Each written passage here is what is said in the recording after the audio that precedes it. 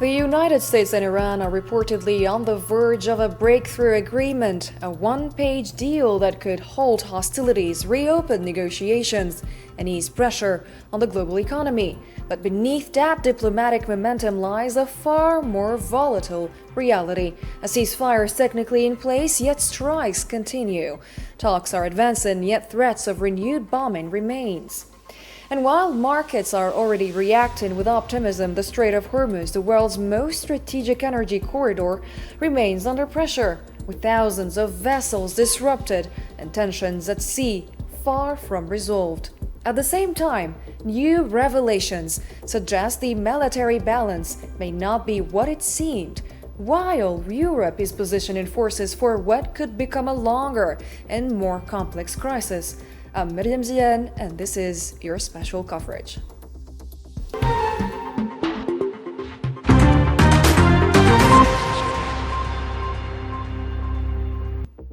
Before starting our show, let's watch this summary report on the situation in the Middle East by our colleague Nabil Khazini. It begins, as so often in this conflict, with a signal from Washington. In the world of war, Donald Trump struck an unexpectedly optimistic tone. The United States, he said, had held very good talks with Iran in the past 24 hours, and the deal, for now, feels closer than it has at any point since the war began. Behind that cautious optimism is something tangible, a draft, a single-page memorandum of understanding. 14 points that could, if agreed, pause the fighting and open a narrow diplomatic corridor. But simplicity on paper often hides complexity in reality. Key details remain unresolved. Still, something has shifted. Trump's decision to step back from escalating naval operations in the Gulf appears tied to this fragile progress, an unspoken acknowledgement that diplomacy, however uncertain, is still alive, and that diplomacy has found an unlikely stage. In Islamabad, Pakistan is positioning itself not as a spectator, but as a bridge. Foreign Minister Ishaq Dar says his country is endeavoring to turn this fragile ceasefire into something more durable, something permanent. It is a delicate road. Pakistan is navigating between two deeply mistrustful adversaries, offering space, mediation, and perhaps, most importantly, time. Then further east, another power enters the frame. In Beijing, Iran's Foreign Minister Abbas Araghchi met with China's top diplomat Wang Yi. The message from Beijing was clear: the war must not restart. Araghchi himself spoke of a new era of cooperation, suggesting Tehran is already thinking beyond the ceasefire toward a reshaped geopolitical landscape. We resolve the current issues, matters related to the war and how to end it. The negotiations currently underway. Issues related to Iran's nuclear program and the peaceful nature of Iran's nuclear activities. Matters related to sanctions and all bilateral issues. The issue of the Strait of Hormuz, which was one of our serious topics of discussion, and the necessity of respecting the rights of the Islamic Republic of Iran along with all existing viewpoints were also discussed. For now, diplomacy is moving quickly, quietly, and under immense pressure. Islamabad offers the stage, Beijing offers backing, and Washington signals cautious hope. But beneath it all, one uncertainty refuses to fade. Is this the beginning of an end, or just another pause before the next storm? Let's now bring in our guests to start our discussion. First, Mr. Azli Dawood, CEO of MEA Risk LLC, joining us live from Miami. Hello. Hello there, and thank you for joining us, Mr. Dawood. Also, Greg Simons, Professor of Journalism at Daffodil International University, is joining us from Dhaka. Morning. It's a pleasure to have you, Mr. Simons. Thank you. Thank you very much. And also, Mark Lowe, geopolitical and corporate risk management expert from Genoa, is with us tonight. Good evening, Good and evening. thank you very much for the kind invitation. Thank you so much. Thank you for being with us. Maybe let's start with you. We have seen the report. So after the U.S. fired on an Iranian oil tanker despite an official ceasefire, is this still a ceasefire in any meaningful sense or only a pause in name? A ceasefire generally means exactly what it says, a ceasefire. So basically, there is no ceasefire. What we have is a situation that is very, very confused, to say the least. I think that what the United States of America is discovering is that what initially appeared to be a fairly logical and possibly plausible military action to bring around a ceasefire and start to begin to allow vessels to transit the Strait of Hormuz is turning into quite the opposite. It is a situation where Iran continues to ignore the ceasefire, and the concept of escorting vessels through the straits is a non-starter. So basically, we have a situation that at this precise moment in time is very, very confused, to say the least. And if I can add to that, although it was never officially part of the ceasefire agreement, the ongoing situation between Israel and Lebanon is anything other than a ceasefire. So I repeat, a ceasefire is when you don't fire, and currently we simply do not have that situation. We currently do not have this situation. Mr. Simons, President Trump said just today, a couple of hours ago, that very good talks took place with Iran in the last 24 hours, but with threats again of renewed bombing still on the table if they do not accept what's in the plan. How genuine is this diplomatic progress, according to you, Mr. Simons? Well, Trump is renowned for his schizophrenic hyperbole. He's constantly going from one extreme to the other. I mean, Trump is not a serious person politician so far as you are able to trust what he says. A lot of this, of course, is towards manipulating markets. It's also towards manipulating the public by presenting the image of him being in charge.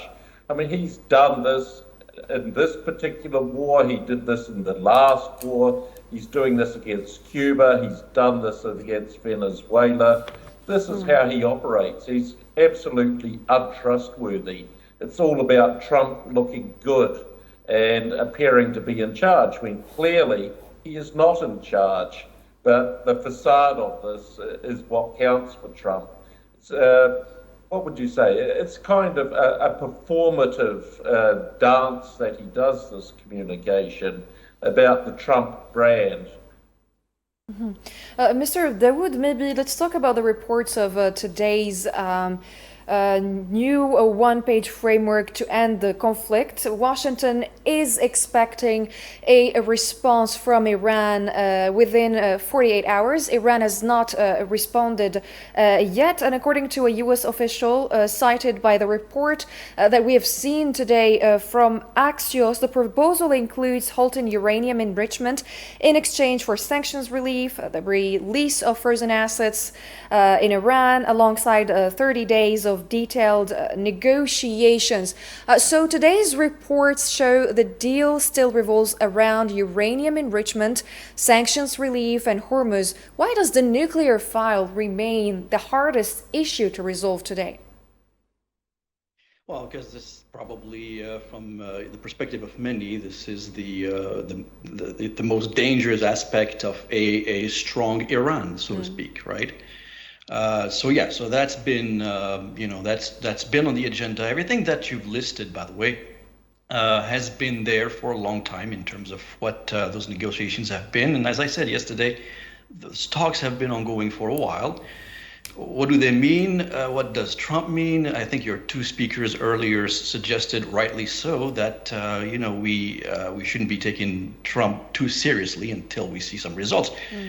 But if you believe the markets believe that, right? If you look at, and I'm looking at my screen right now, S&P is up, the Dow is up, NASDAQ is up. The market seems to like what it's hearing, and that's part of, I think what the last gentleman suggested, that, there's a lot of posturing to sort of manipulate markets, and probably, part of that is to make sure that the markets don't go panic mode. But the reality is, discussions are underway. The question now, and we've been focusing nearly exclusively on the US side. I think it would be worth trying to figure out exactly what the Iranians want, right? Who calls the shots? Who makes the decisions? There have been talks about disagreements, as you would expect. You would expect disagreements, within the same sort of, in Iran among the various groups. What's their reaction? Certainly the enrichment issue is probably going to be one of the easiest one to deal with, because there's already been in the past agreement about that. They will bring back the same type of agreement eventually. But what about everything else? And everything else is going to require, feedback from Israel, for instance. The Gulf countries are going to have, or certainly have, their take on this. So it's a pretty messy situation, and hopefully, like it's been said, the next 48 hours will show where things are going. Next 48 hours are going to show us where things will go. Mr. Simons, is this emergent agreement a real breakthrough? Because we have seen the markets, reacting very quickly, and everyone was happy with today's statements of both Iran and the US, that they're going to allow ships through the Strait of Hormuz and they're going to reach a deal, or it's simply just a temporary mechanism to manage the conflict rather than to resolve it once and for all. Again, this has been going on for 68 days. This seems to be part of the ebb and flow of this conflict, the political communication of it, if you like, because, it's a deadlock. I mean, Trump, he had everything on the eve of this conflict. If we remember, the Omani foreign minister said that Iran had given a lot of concessions, including the nuclear aspects of this, and Trump tore it up and went to a war of choice because Benjamin Netanyahu told him to. And so, you cannot ever discount this wild card of Benjamin Netanyahu and Israel, because they are always present. If we remember J.D. Vance, when he discussed the Islamabad talks, it was on the phone to Benjamin Netanyahu. So you have the Vice President of the US on the phone to Netanyahu. I mean, this is a very strange world, but it shows you how beholden they are to them. So I don't think the Gulf states have much sway. I mean, UAE tried to pressure China into downgrading their relations with Iran, and were told under no uncertain terms that this is not to be the case. You also have Trump threatening Chinese companies with sanctions if they buy Iranian oil. And the Chinese government told those companies to ignore this and threatened any companies that enacted those sanctions with consequences. So, I mean, Trump is caught because this war it's killed MAGA, and it's killed his political legacy and the Trump brand. So he's very desperate to get out of it. It's just a matter he's trying to find a way to do so in a, should we say, dignified manner, which at this stage, I doubt it, because he's been given so many off-ramps already, which he's failed to do, because Trump is Trump. He's ignorant as he is arrogant. Trump is Trump. Mr. Lowe, can we talk today about a real breakthrough after 68 days of war? Is this like the peak of de-escalation since the start of it? Well, first and foremost, let me say that I agree with all of the comments that both of the previous guests have made. And if we sum up the comments that they both made, we can only conclude that we are in a very, very bad situation. Now, that said, I don't think that we have reached any breakthrough at all. And this is quite easy to explain. Let's put it this way. Iran's real weapon is not missiles, it's delay. Iran doesn't need any form of conventional victory at all. What's important is that what's important to understand is that Tehran fully realizes that its strongest weapon is its strategic patience. So Tehran has suffered over the decades. Iran continues to suffer, and Iran, unfortunately, has the capability to continue suffering.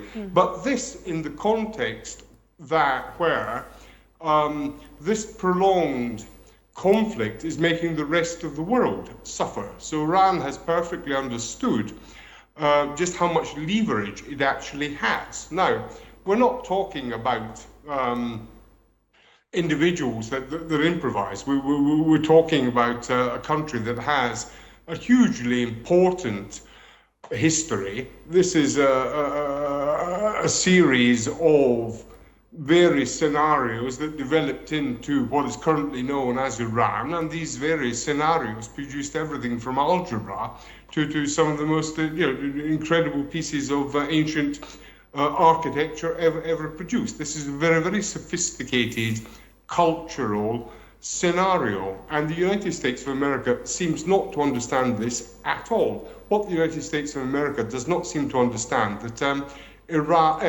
Tehran can use quite literally as a weapon what I would call strategic patience. So Tehran just now needs to prolong uncertainty. It certainly needs to sustain the pressure on shipping through the Straits of Hormuz, because this is massive leverage, because Iran has understood just how much of an impact it is making on a global level, and apart from anything else, everybody else is watching, everybody else is learning. So this is a very, very critical junction, whereby I think we conclude by saying that there are a number of lessons that we learn from this in terms of how we access critical supplies, how we manage globalization, how we manage our supply chains, etc., etc. So on the one hand, there's a very, very important learning curve here for all of those involved, but at the same time, there would appear to be a complete inability on the part of the United States administration to actually arrive at any form of conclusion that will allow breathing space for the rest of the world. So to conclude, I would say that I don't believe for a moment that we have actually arrived at any solution. I don't think we're close to any solution. I fear that the situation is going to continue for some time yet. The situation is going to continue for some time yet, and it is a very complex situation. Speaking about this very specific situation, there is another thing that adds up to it. Mr. Dawood, we've seen that France has moved an aircraft carrier group toward the Red Sea, while Paris and London discuss a joint maritime role in securing Hormuz. Does this suggest that Europe is preparing for a prolonged crisis rather than just a quick resolution, when we thought that there could be escalation today? I think, there's certainly a tremendous amount of pressure on the Europeans. The Europeans are certainly the ones that are going to feel the pain more than any other sort of, big economies, if you will. Here in the United States, I would argue that, Trump probably has another couple of months before things really go bad, for the simple reason that this past quarter, the first quarter, the many large US corporations did very well, strangely, did very well. But those are very much limited to the so-called Magnificent Seven. Those are the Metas of the world, the Microsoft of the world, companies that are being propelled by the AI, the so-called AI revolution. But when you look, below that level, what you see is companies that are facing extreme problems. One of the airlines that have been using, Spirit Airlines, went belly up just 2 days ago. And they cited number one reason being, of course, the cost of jet fuel. One example, the cost of jet fuel. But you go through the lines of products that are needed by the tech industry, the Magnificent Seven. They need a lot of stuff coming out of the region, and without that, it's a problem. So, Trump essentially has until about June to expedite this problem, because it will affect the entire supply chain and the results, the earning results of companies that, are propelling the U.S. economy. And so, going back to the Europeans are probably in a more precarious situation, because,